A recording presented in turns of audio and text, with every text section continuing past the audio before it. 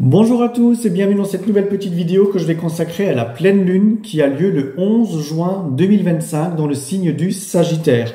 Nous sommes donc depuis la nouvelle lune dans le signe du Gémeaux.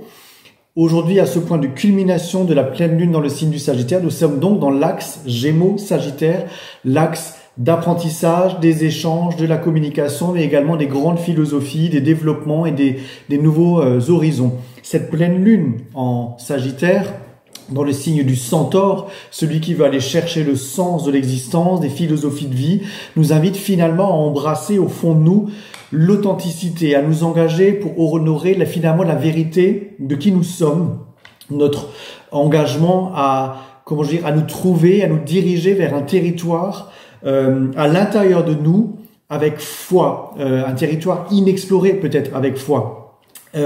Cette lune, elle va particulièrement travailler évidemment chez les Sagittaires et les Gémeaux, mais également chez les Vierges, les Poissons, tout particulièrement les Verseaux également. Voilà, ça va où tous ces signes que je viens citer, les signes solaires, ou si vous avez des planètes dans ces signes-là, ou si vous êtes ascendant dans ces signes-là, ça va particulièrement vous impacter.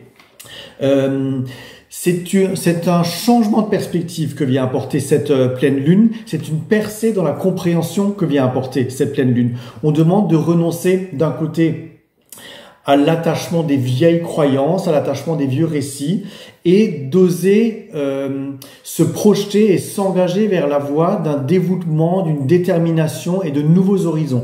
Pourquoi? Parce que tout simplement, le premier aspect que fait cette lune dans cette lunaison, évidemment c'est l'opposition au soleil, mais qui est en Gémeaux, et comme je le disais, c'est les apprentissages, c'est la communication, c'est les liens que nous tissons aux autres, mais la lune fait également carré au nœud lunaire. Et d'un côté, nous avons le nœud sud qui est en Vierge, donc c'est les habitudes, ce que nous faisons par automatisme, c'est les mécanismes psychologiques, c'est les choses auxquelles on peut s'accrocher, s'attarder. Et de l'autre côté, c'est le nœud nord qui lui est en Poisson, qui vient libérer, qui vient imaginer d'autres possibilités et qui a envie de se projeter vers d'autres choses, tout simplement. Et donc, tout cet ensemble d'opposition soleil et de carré au nœud lunaire va faire que, évidemment, la pleine lune, c'est le moment de l'aboutissement du processus d'apprentissage du Gémeaux.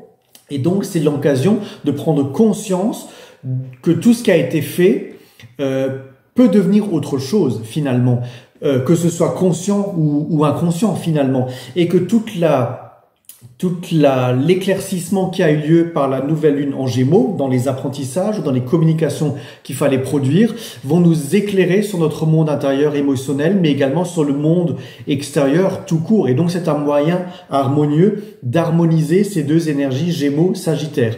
Mais attention, ne soyez pas ou ne faites pas, j'ai envie de dire, le Gémeaux classique, basique, c'est-à-dire celui qui va s'informer de tout, qui va multiplier les contacts, qui va avoir plein d'idées, qui va accumuler plein de choses et puis qui finalement ne va rien en faire parce que ça n'aboutit pas. Exemple concret, Donald Trump.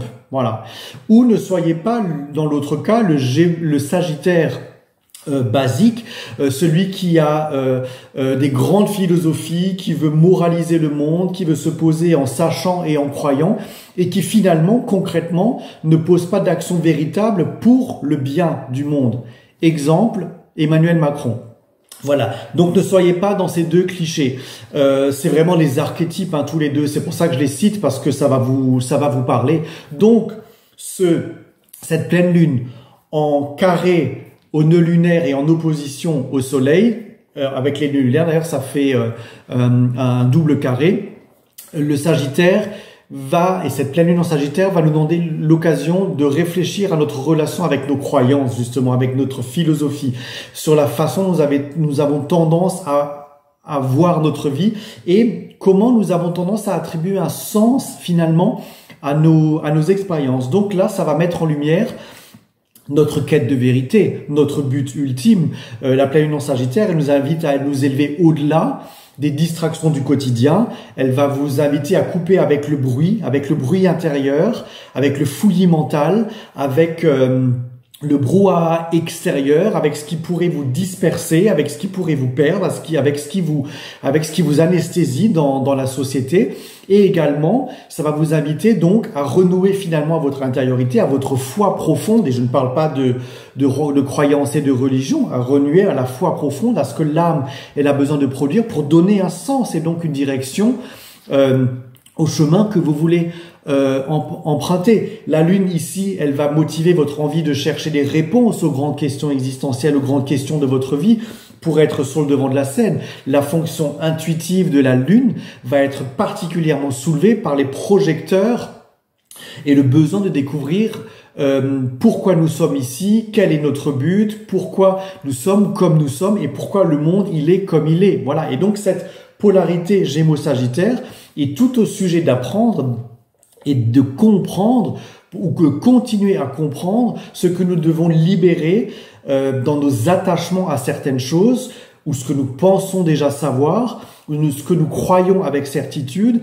Et donc là, la découverte d'un nouvel environnement, les déplacements à courte ou à longue distance, l'intérêt des autres cultures, les lieux étrangers, l'exploration de terres inconnues ou de philosophies nouvelles, c'est une invitation de s'étendre au-delà de la zone de confort et donc de se déplacer vers des territoires inconnus, intérieurs ou extérieurs, encore une fois, pour aller donc chercher des réponses. Et donc là, nous allons pouvoir constater le chemin que nous avons déjà fait, et ça va nous mettre au défi de vraiment renoncer à des croyances qui sont limitantes ou d'arrêter de s'identifier à des idéologies qui nous accrochent à des modes de pensée qui sont limitants, mais plutôt de nous ouvrir à des nouvelles philosophies, à des nouveaux à des nouveaux principes existentiels. Évidemment, ça c'est vraiment la base de cette lunaison, de cette pleine lune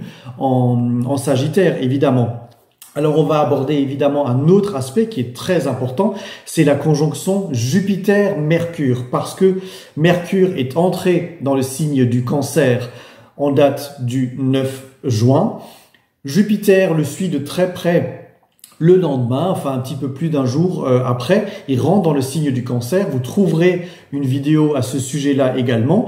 Et Jupiter, qui est le maître du Sagittaire, en rentrant dans le signe du Cancer, il nous donne vraiment beaucoup plus d'informations sur ce domaine. C'est-à-dire que à ce degré puissant d'entrer dans le signe du Cancer, c'est un degré de pure potentialité. C'est un début, c'est les nouveaux commencements. C'est une grande toile blanche devant nos yeux. Et donc cette pleine lune, elle éclaire finalement la profondeur des possibilités, la mer des possibilités qui nous attendent, tandis que Jupiter dans le Cancer nous invite à accéder finalement au puits profond de la sagesse, de l'abondance dans nos cœurs. Dans le Cancer, Jupiter nous encourage à embrasser notre vulnérabilité, à nous engager en faveur d'une honnêteté émotionnelle, pure et radicale. Jupiter, il est donc en conjonction à Mercure, et cette configuration planétaire nous met elle va élargir nos esprits à des nouvelles dimensions. Ça élargit notre capacité à voir le tableau d'ensemble de votre existence ou d'une situation. Cet alignement, il soutient votre compréhension du message de ce qui se passe dans votre vie. Ce que les émotions, elles portent, ce qui s'articule en vous, comment vous pensez, comment vous ressentez. Ça va vraiment vous donner une sensation de vous ouvrir à autre chose, de connecter ou de reconnecter peut-être à vous-même et de reconnecter à l'authenticité de vous-même, à ce que vous êtes vraiment profondément dans votre être intérieur. Et c'est pour ça que je parle de cet être intérieur depuis le début de la vidéo, parce que vous comprenez bien que cette lune qui est le maître du Cancer, avec Jupiter qui est en Cancer, eh ben c'est ce qu'on appelle une communication interne entière. C'est une mutuelle réception en astrologie, puisque le maître de l'un est dans le signe de l'autre, et donc ils vont communiquer de façon extrêmement fluide et harmonieuse, et donc ça va encourager les grandes expansions émotionnel, ça va encourager les grandes expressions sentimentales, ça va déclencher des grands mouvements, des grands élans du cœur, des grands élans nationaux également. Peut-être que cette lune, elle va marquer le début de la prise de conscience, de prendre soin de soi, mais de prendre soin de notre terre, de prendre soin, et quand je dis terre, c'est pas la terre par définition, c'est la terre, c'est la culture, c'est le pays, c'est la nation dont on est originaire, et peut-être que les nations vont s'éveiller en plaçant ce Jupiter en Cancer qui a besoin de paix, de sécurité, et de ramener un peu plus de paix dans ce monde qui est tellement embourbé dans des processus d'ego et de guerre qui n'ont aucun sens, mais qui s'appuient sur des croyances. Ça s'appuie sur les croyances, par exemple, de Poutine, ça s'appuie sur les croyances de l'Europe, ça s'appuie sur les croyances de Netanyahou et du peuple juif, et ça s'appuie sur les croyances de la Palestine et du Hamas et tout ça. Mais toutes ces croyances-là, comme je disais au début de la vidéo, ce sont des modèles qu'il faut déconstruire, puisqu'on voit très bien qu'ils ne donnent rien, et ils ne produisent rien d'intéressant et d'important. Ils ne font que nous maintenir dans des vieux mécanismes qui nous embourbent et qui finalement nous limitent. Cette conjonction Mercure-Jupiter, elle peut appeler à cet éveil-là, à cette compréhension-là. Dans votre vie également, ça peut amener à des compréhensions d'une situation dans laquelle vous vous êtes peut-être embourbé, dans laquelle vous vous êtes peut-être entêté. Ça peut également vous amener à réinitialiser un processus d'apprentissage. Peut-être que vous avez fait une formation et qu'elle va être couronnée par Jupiter qui valide votre apprentissage. Peut-être que vous êtes embourbé dans un processus juridique et qui va être éclairé sous un nouvel jour et qui va pouvoir poser de nouveaux fondements, de nouveaux terreaux, de nouvelles assises par le signe du Cancer. Vous allez peut-être pouvoir valider un processus émotionnel avec quelqu'un en vous engageant peut-être. En vous mariant ou en faisant une proposition de mariage. Vous pourriez par exemple aussi réinstaurer une communication familiale pour apaiser un climat qui a été extrêmement tendu. Voilà, ce sont tant d'exemples, mais qu'il faut évidemment appliquer à votre vie, à vous, c'est clair. Il y a un autre aspect qu'il faut également souligner avec cette pleine lune, c'est que cette conjonction Mercure-Jupiter, elle va être en carré à Saturne. Alors ça, c'est un petit peu moins drôle. C'est moins drôle, j'ai envie de dire, dans un premier temps, parce que tout simplement, ça vous met au défi de suivre vos visions avec discernement et et côté pratique. Je vais y arriver, je vais trop vite.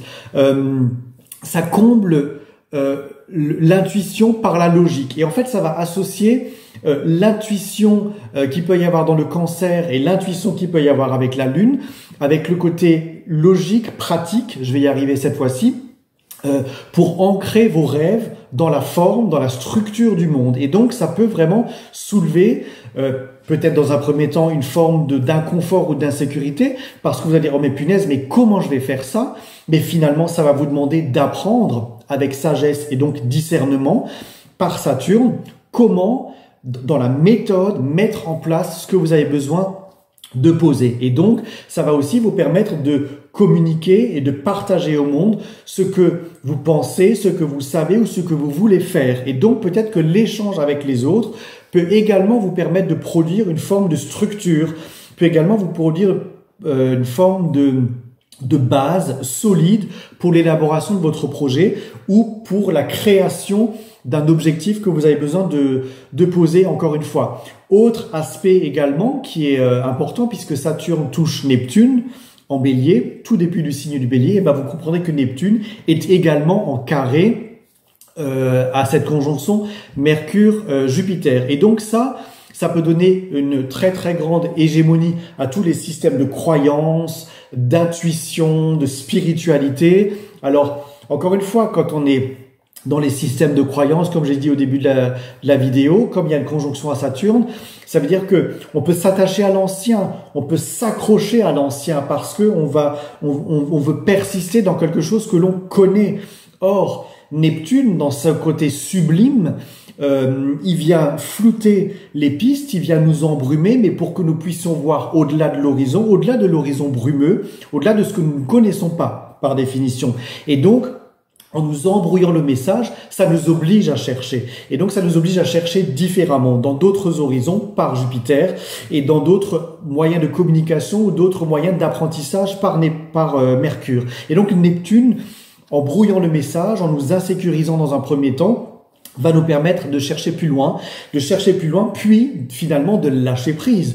Parce que Neptune, si on reste encore une fois, dans cette croyance de dire qu'il faut absolument faire d'une certaine façon, d'une certaine méthode, on va rester dans le brouillard parce qu'on va pas pouvoir s'éclairer le chemin.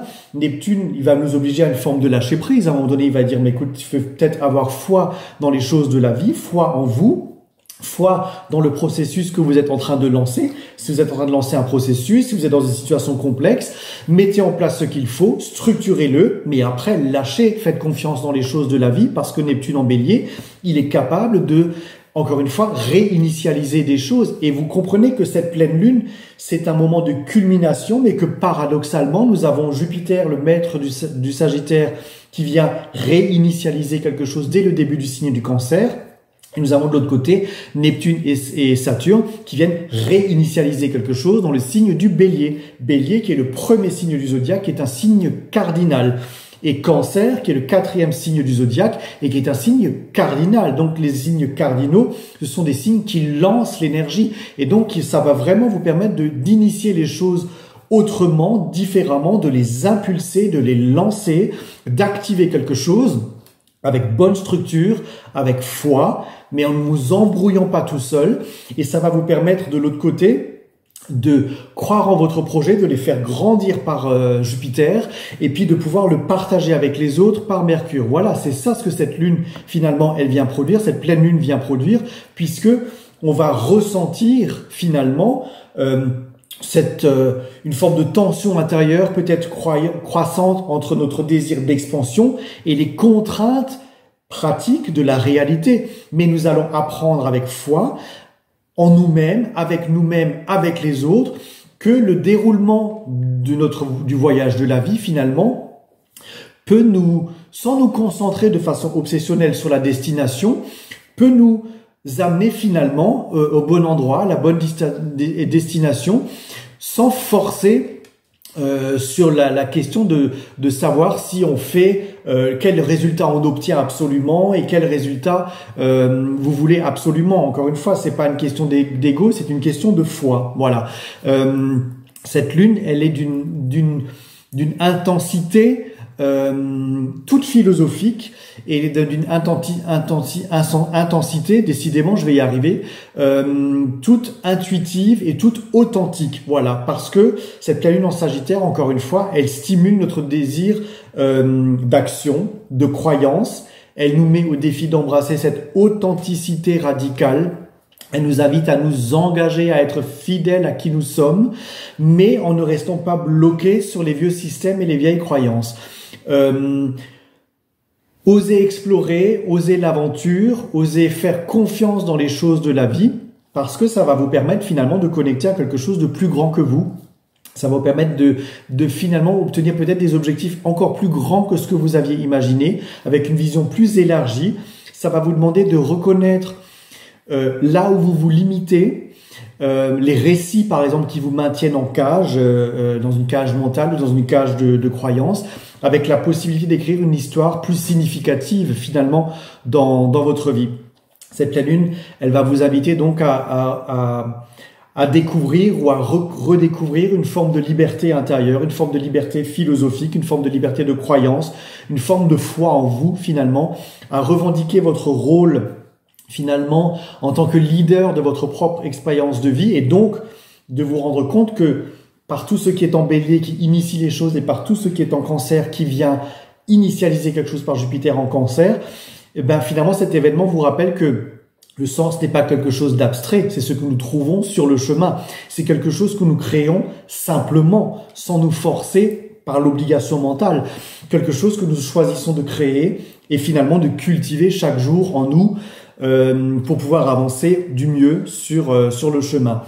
Évidemment, il faut appliquer ce que je dis là à votre thème en particulier, puisque ce que je dis là, ce sont des tendances qui sont vraiment très globales. Bien sûr que ça ne peut pas s'appliquer à tout le monde. Il faut regarder dans votre thème personnel où se passe cette pleine lune, où vient de rentrer Saturne et Neptune dans le signe du Bélier dans votre thème, où vient de rentrer Jupiter et Mercure dans le signe de Cancer. Et évidemment, là, nous aurons des informations beaucoup plus précises quant à votre situation personnelle et individuelle. Et là, on pourrait vraiment aller très très loin dans la capacité de projection et de prédiction de ce que cette tendance va finalement donner. Si vous avez besoin d'éclaircissements supplémentaires, évidemment, je suis à votre disposition, n'hésitez pas. Voilà, j'espère que cette petite vidéo sur la pleine lune en Sagittaire vous aura donné des informations, qu'elle vous aura aidé à cheminer philosophiquement et authentiquement dans ce que vous avez besoin de traiter à l'intérieur de vous, mais également dans les situations que vous vivez, de vous permettre d'avoir une approche différente et non limitante. Et voilà, n'hésitez pas à partager, à liker les vidéos, à commenter si ça vous plaît. Et comme vous le savez, je vous le dis à chaque fois, plus de gens sont informés par l'astrologie, mieux le monde peut évoluer. Voilà, je vous souhaite une bonne pleine lune et je vous dis à très bientôt pour une nouvelle vidéo astro. Bonne journée!